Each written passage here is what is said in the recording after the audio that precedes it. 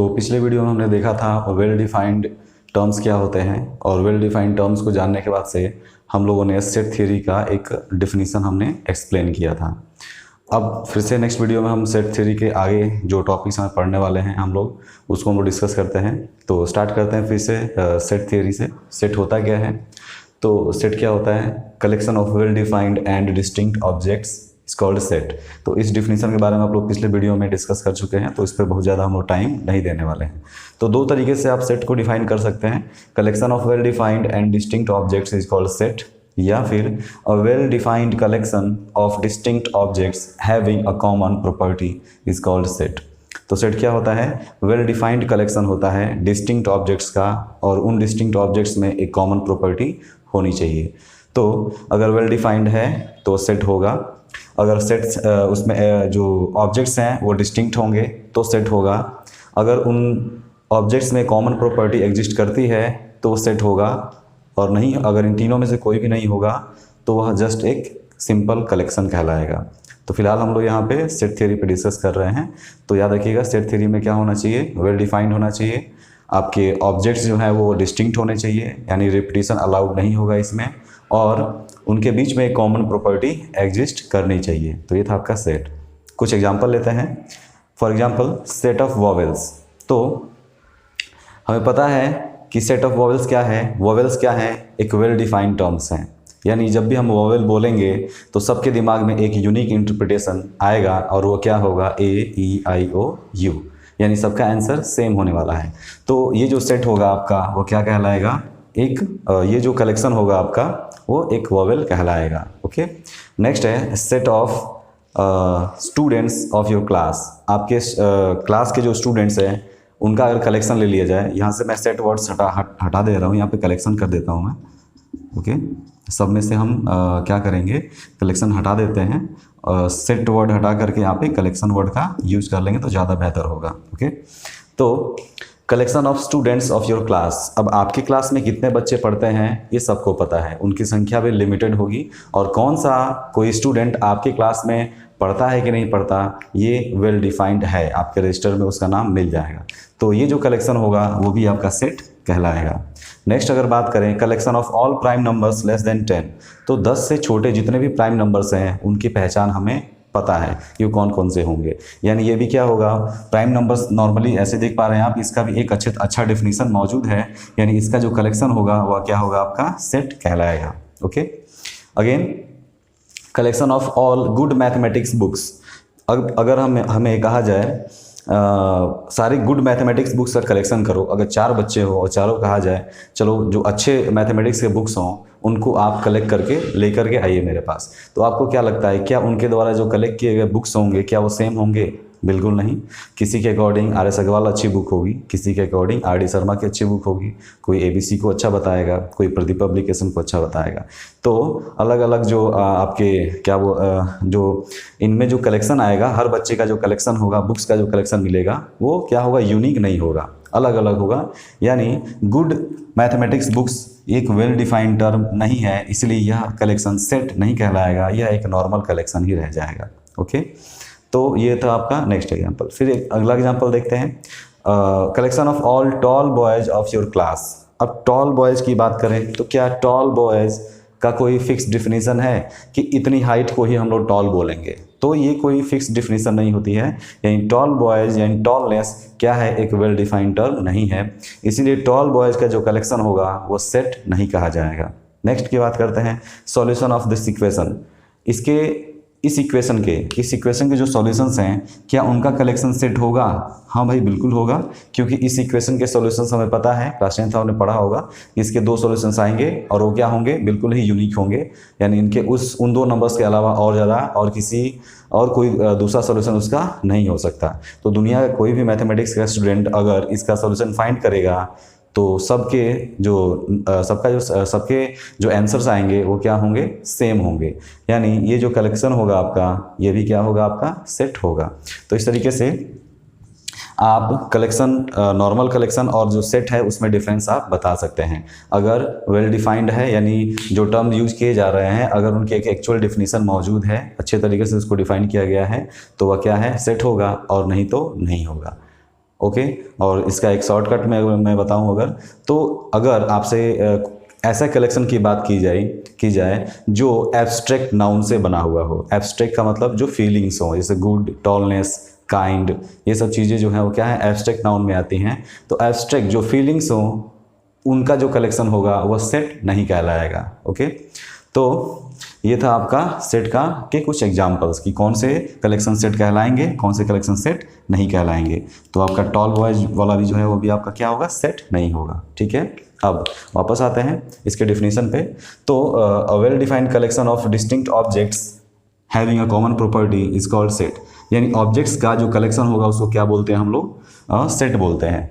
अब इन ऑब्जेक्ट्स को हम लोग सेट थियरी में ऑब्जेक्ट नहीं बोलते बल्कि उनको क्या बोलते हैं हम लोग, एलिमेंट्स। ओके, यानी सेट जब हम कलेक्शन, सेट का जो कलेक्शन हमें मिलेगा उसमें जो भी ऑब्जेक्ट्स होंगे उनको हम ऑब्जेक्ट ना बोल करके हम क्या बोलेंगे, एलिमेंट बोलेंगे। ओके, तो अब आगे देखते हैं हम लोग कि सेट्स को रिप्रेजेंट कैसे करेंगे, हम सेट को नाम कैसे देंगे।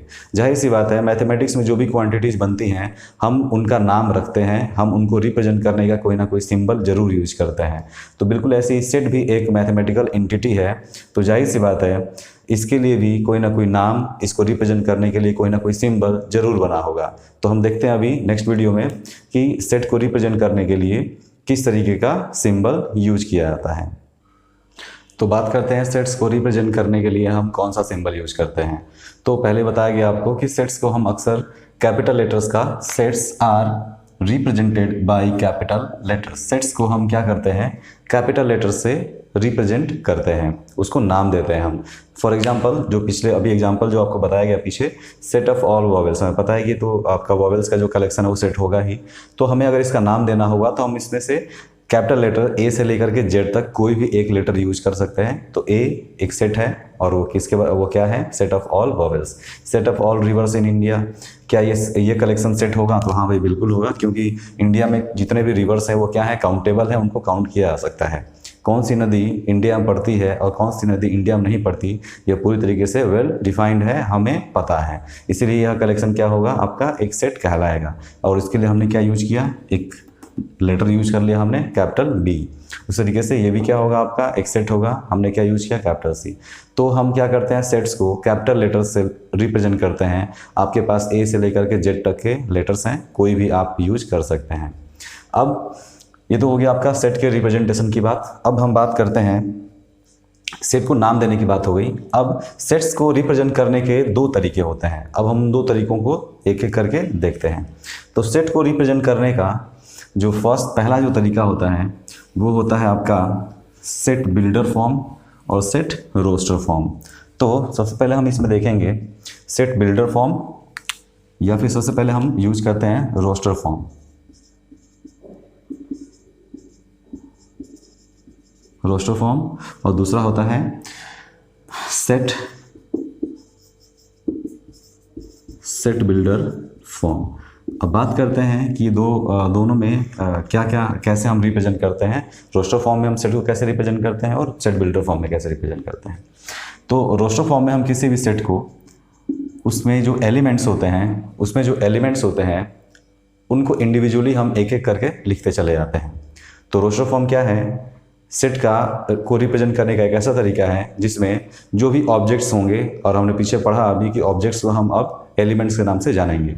तो रोस्टर फॉर्म में हम क्या करते हैं, जो भी एलिमेंट्स होते हैं उनको हम उनका लिस्ट बना देते हैं, और उन सारे के सारे एलिमेंट्स को इंडिविजुअली हमें वहाँ पे लिखना पड़ता है और कॉमा लगा करके उसको सेपरेट कर देते हैं।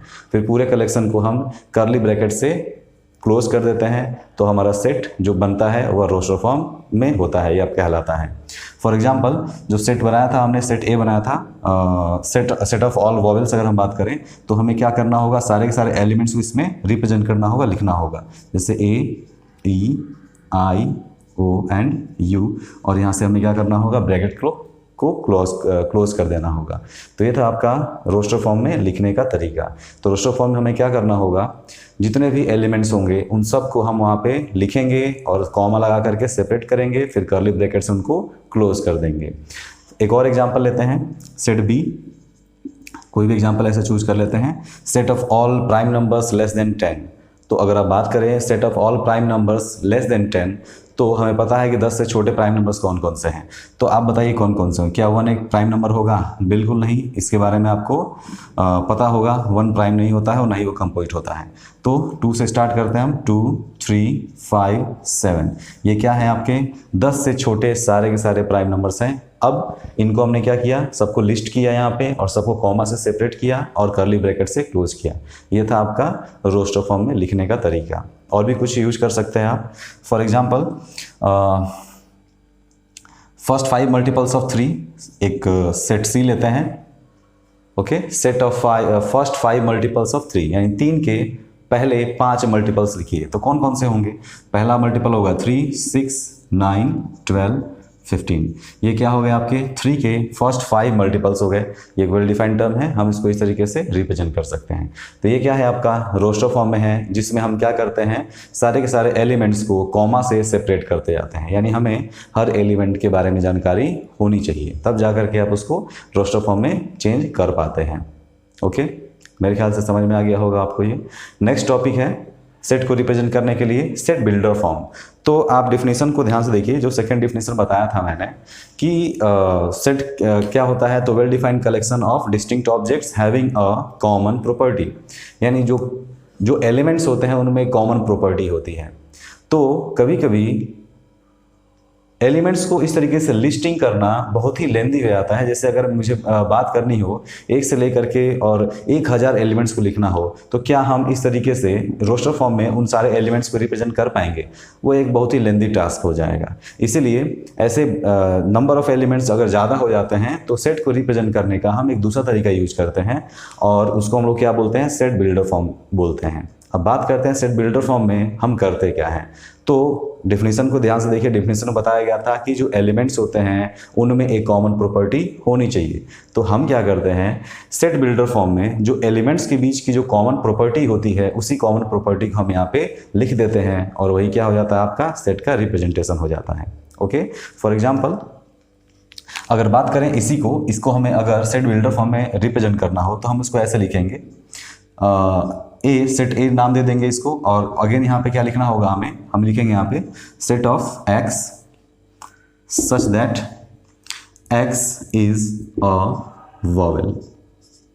ओके, ये इस तरीके से आप इसको सेट बिल्डर फॉर्म में भी रिप्रेजेंट कर सकते हैं। सेम सेट है आपका, ये क्या है आपका, हमें पता है कि AEIOU एलिमेंट्स हैं और इन एलिमेंट्स को देख करके आपको लग गया होगा कि इन एलिमेंट्स में कॉमन प्रॉपर्टी क्या है। तो हमें पता है they are all vowels.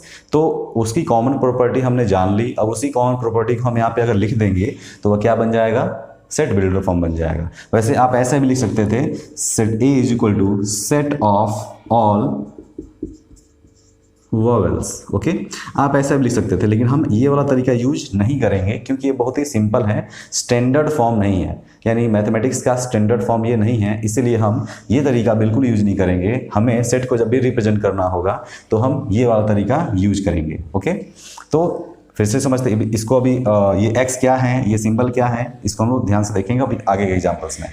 Next क्या है आपका, ये ध्यान से देखो। तो ये सेट बी है। सेट बी क्या है, हमें पता है कि 10 से छोटे जितने भी प्राइम नंबर्स हैं, ये जितने भी एलिमेंट्स हैं वो क्या हैं, प्राइम नंबर्स हैं और वो क्या है 10 से छोटे हैं, लेस देन 10 है।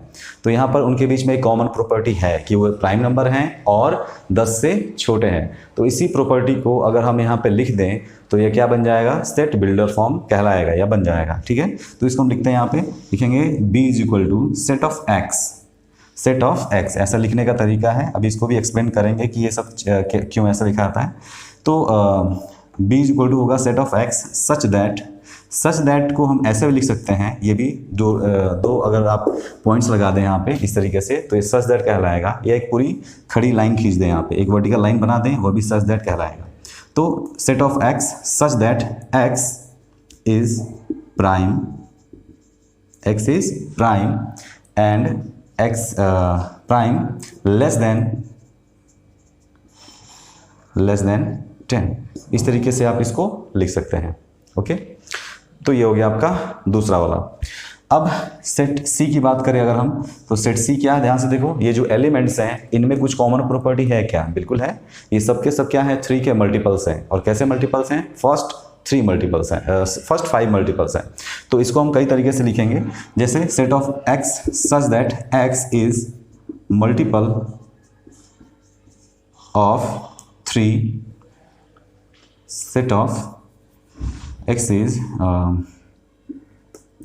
First 5 multiples of 3। आप ऐसे भी इसको लिख सकते हैं। अभी भी ये जो है वो एक बहुत ही स्टैंडर्ड फॉर्म नहीं है, तो इसको हम थोड़ा सा और चेंज करते हैं। इसको ऐसे भी लिखा जा सकता है, set of all x such that x is equal to 3n। Okay, x is equal to 3n। अब ये n क्या है, ध्यान से देखो।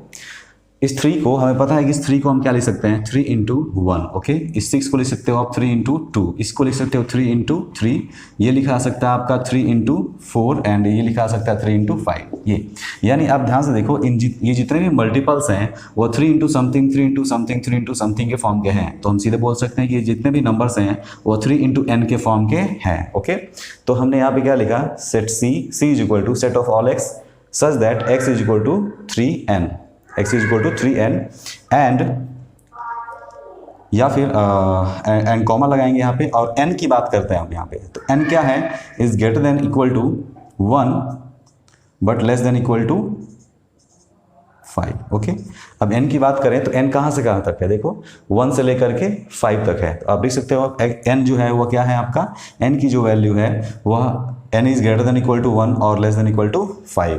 तो n की वैल्यू जो है 1 से लेकर के 5 तक है। तो ये भी आपका एक क्या है, सेट बिल्डर फॉर्म है। इस तरीके से भी आप इसको यूज कर सकते हैं।